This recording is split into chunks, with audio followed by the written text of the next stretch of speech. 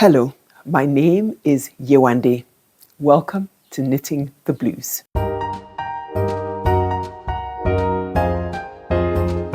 Hi everybody, it's great to have you here again. In today's episode, it's mostly a vlog about my trip to Nairobi. I traveled to Nairobi in Kenya for the Makondo Literary Festival.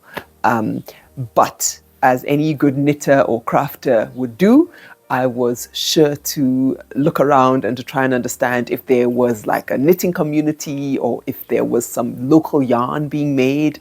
I thought it's unlikely, which was ignorant of me. So it's a kind of a vlog, yarn store review.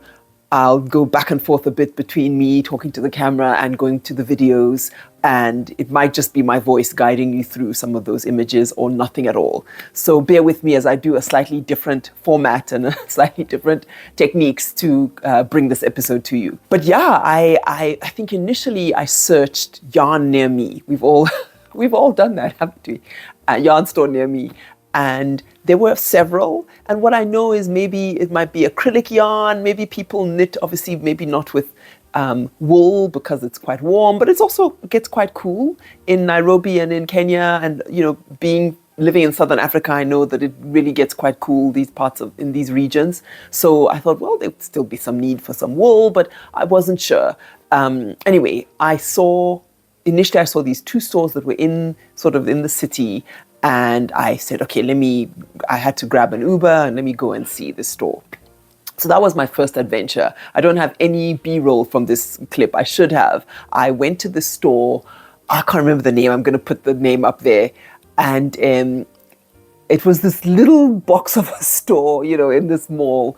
That's right. So what happened was we went to a market. There's so many markets in the city, and we went to a market, and I've been to Nairobi before. I kind of was seeing the same old. And then suddenly I saw this woman selling these beautiful woven shawls. I'll put an image of it. It's really exquisite, and I hadn't seen it before. And I went up to her and I said, oh my goodness, what is that?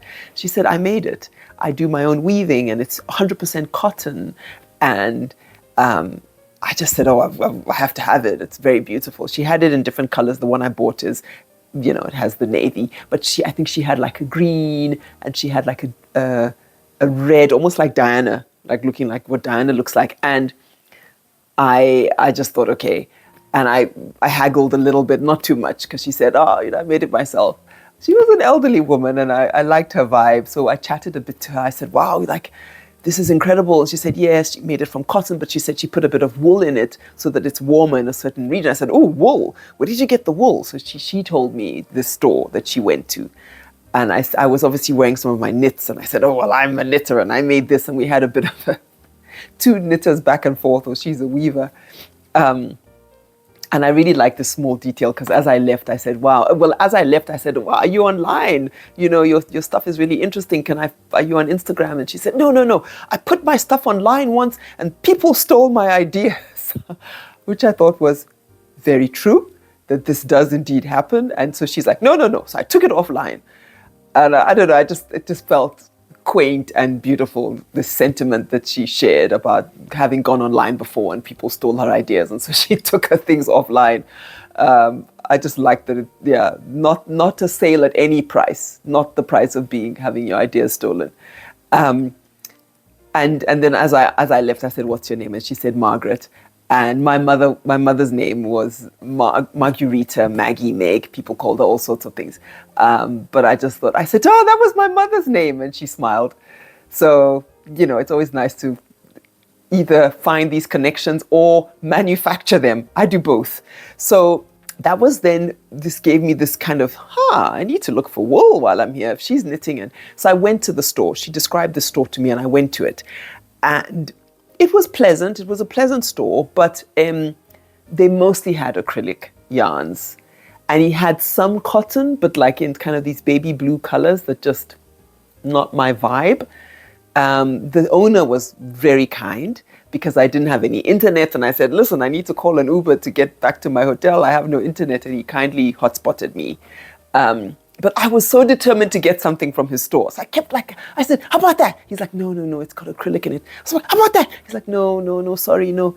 So I said, oh, I love the natural. I want 100% cotton or some wool. And I kept looking. And then I saw something just a little in the corner. I said, what's that?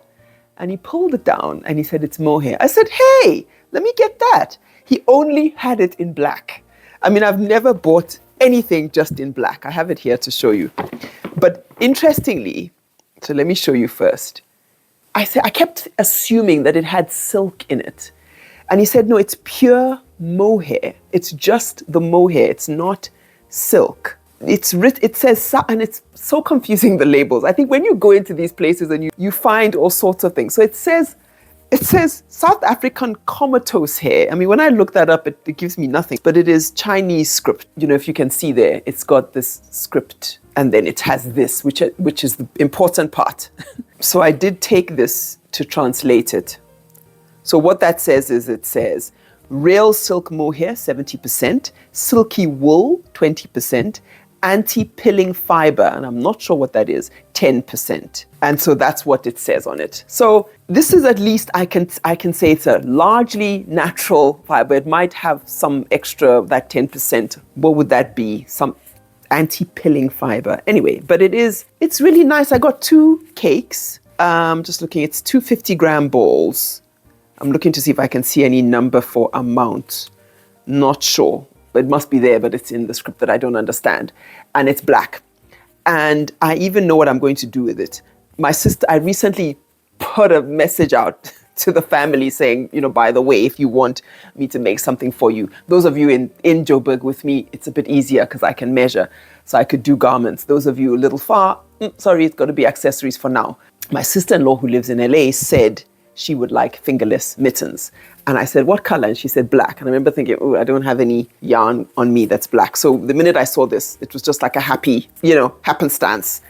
I will hold it double, I think, for her. It's lace. I could hold it double or even triple. And I think I would have enough. And I'll make some fingerless mittens out of that and probably have more left. But so that was my first purchase of yarn in Nairobi. Okay, moving swiftly along. After that, I thought, okay. Because I said, oh, why is it that you're not stocking wool? Why do you think in cotton? He said, you know what? It's not that popular. He said, it's a bit more expensive. People aren't really using that. So I stock what people are using. Makes perfect sense to me. But it made me realize that I would have to look in niche spaces. So I had thought when I searched on Google that if I looked for yarn store and I looked at the reviews, the most popular ones would be the ones I ought to go to. But then I realized, no, I'm probably looking for something slightly more niche. Anyway, I kept looking. Kenyan wool, I just looked and looked and looked. I'm a bit of a searcher. And I think I found online a blog post. I'll put a link to the blog post in the show notes because somebody who lives in Nairobi or visited Nairobi did this blog post on Kenyan yarn. And her post took me to a place called the Weaver's Nest in Kenya. In Nairobi. I didn't go there in the end.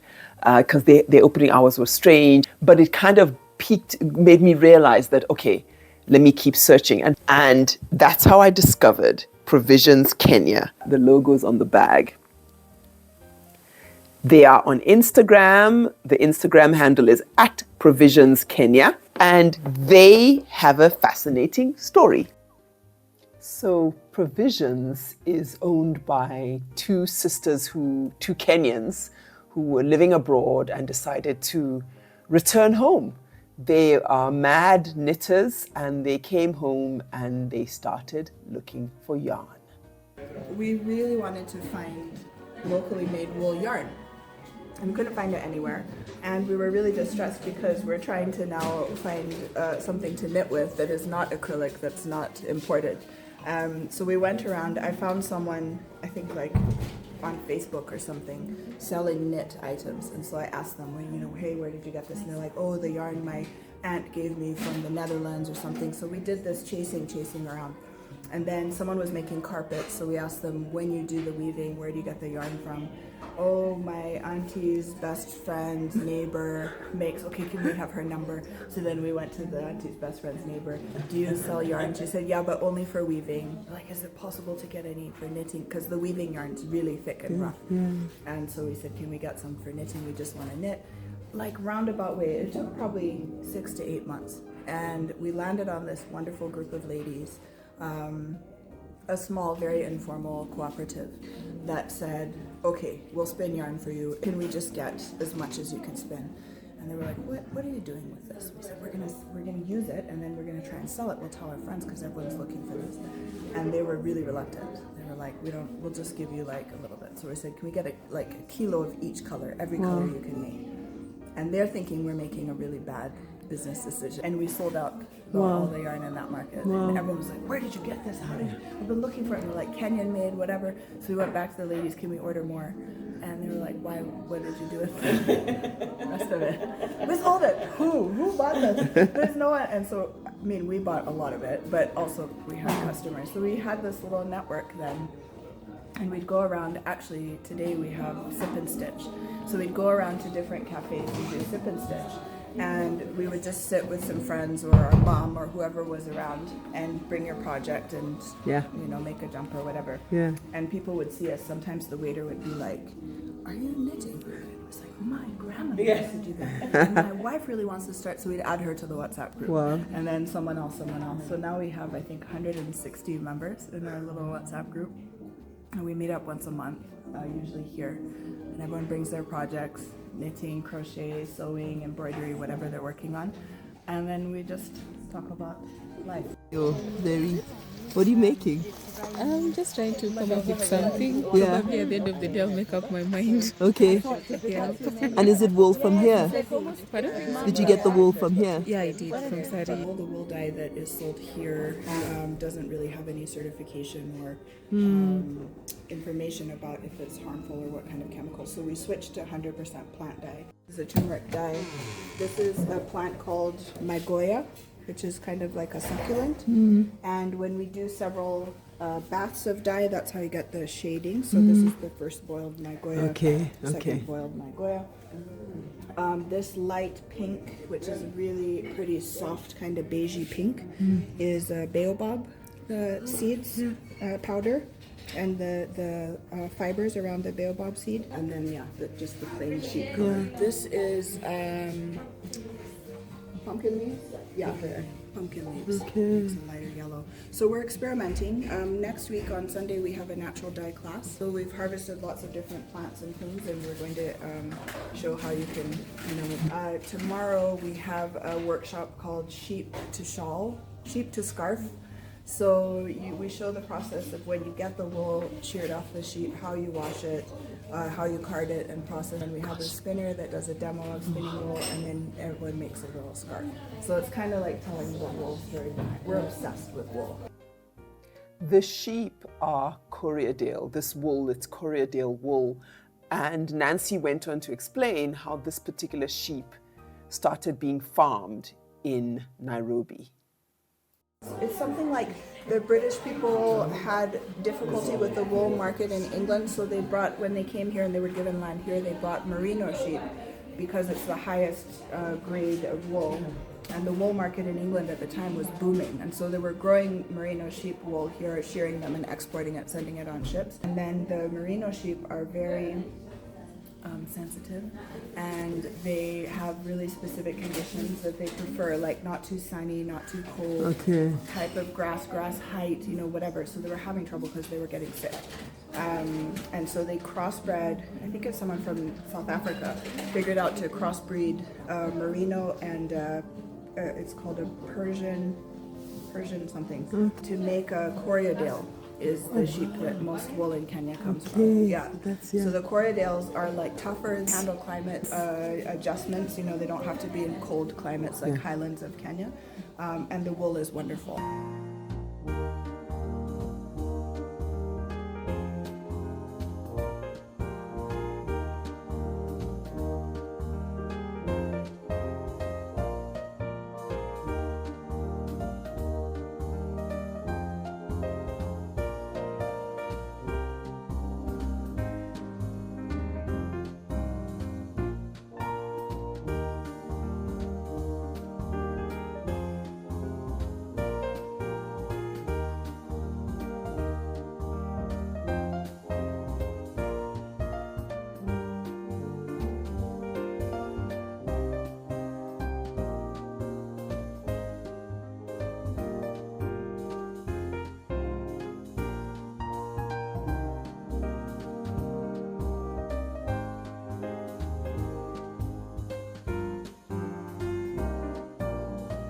And last but definitely not least, I must show you the yarn that I bought.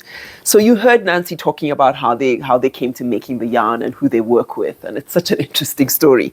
So I bought cotton and I bought Corriedale. Now it was so interesting. Let me show you the Corriedale first. It was so interesting to encounter Corriedale. I mean, we are really merino country here in South Africa. We've got merino and we've got and we have mohair, and that really is, I would say, the yarn we have here. And obviously we have cotton and then various versions of that, like you know, whether it's blends and so on. But we don't really have Corriedale. So I was quite interested to find the Corriedale. You know, it's toothier. It's a much toothier yarn. I didn't get their colors. I didn't want to get any of their colors. I wanted to get the ecru, I think it's called, just the undyed. And I don't know, I'm not sure what I would make with it. I thought I would make a classic open cardi. I could try. It's not soft. So I wondered if it'll be a bit too scratchy. Let me try and do something. But I don't mind. It's just woolly. It's not uncomfortable, but it's fingering. It's their fingering weight. Let me give you a nice, it's caked up like this at the store. I didn't cake it up like this. And let's have a look at the nice label and what it says. They work with women. It's 360 meters, so I've got 720. I think I could do fun stuff with this. And initially I thought, oh, maybe I would dye it, because, you know, I'm a bit of a amateur dyer. But maybe I wouldn't even dye it. Maybe I would just, you know, make something. I will see. I'd love to. I can see it in a cardigan. I like this. Sorry, I'm doing poses. So I can see it in a cardigan. So it says, made in small batches by women using wool from Kenyan sheep. Using this yarn supports our local artisans and farmers. So I bought that. And then I bought 3 balls of their cotton. Some of it is coming out. I think that's an incredible blue. So I got that. And this is cotton. And I got this green. And then I got this, what is it? Like a brownish or like a mauve brown. I got those 3 balls. So it's 100% cotton. It is very certified good dyes, like they're doing all the right things with the dyes, but it is not natural dyeing. I think you can tell it's the color, at least with these 2 colors are much more vibrant. I didn't ask her what it is. It's not fingering. It looks to me like DK. And I wasn't even sure how many is it. Like I didn't get those details and it's not on the thing. So I might write to Nancy and ask her, but no matter. I mean, I could do, this is what I thought, maybe I could do some berets with this as gifts for people, some cotton berets for the cotton weather, for the, you know, cotton friendly weather. I thought I could do some shirts with it. Could I do a sabai top with it? Striping? Could I do a toaster? I don't know. I knew I would find something to do with it, and it's cotton and I'm in cotton season. So I thought, let me get some. So that's my loot. It was wonderful. It was wonderful to be in Nairobi as a writer at the Makondo Literary Festival and have this clandestine life as a knitter, looking for yarn and meeting other knitters. My Instagram handle, I'll put the link up there. Please follow me on Instagram. My Instagram handle is, it's Knit the Blues, but my little wording there is a writer who knits, a knitter who writes. And it just felt like this.